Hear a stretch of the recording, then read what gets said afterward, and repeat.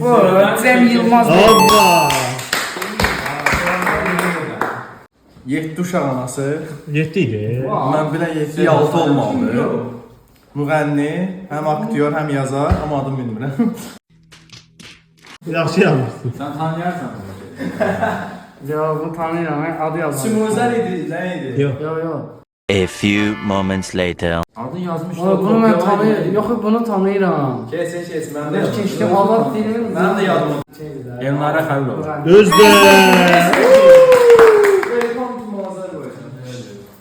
Oy oy oy oy. Bunu sən tanıyırsan. Bu kimdir? Mən tanıyıram. Bu kimdir bana? Mən tanıyıram. Bu kimdir? Ne yapayım? Test yazarım. Dostlar. Yusuf Gezey'in. Bana gələnə. O öz qonaqlarını qaşlama tərzi ilə tanınırdı və qaşları ilə də tanınırdı. Qaşlarıyla. Qaş pəri. Hadi bana müsaade. Tarixi insanlardan birinə oxşayır. Sovetli nəsə aldan oxşayır. Aha, Sovet. Ukraynalıdır. Ukraynalıdır. Zelenski. Yox, Ukraynalıdır. Ukraynalı. Brejvin deyil. Brejvin, hə. Brejvin. Brejvin. Brejvin də. Brejvin. Brejvin.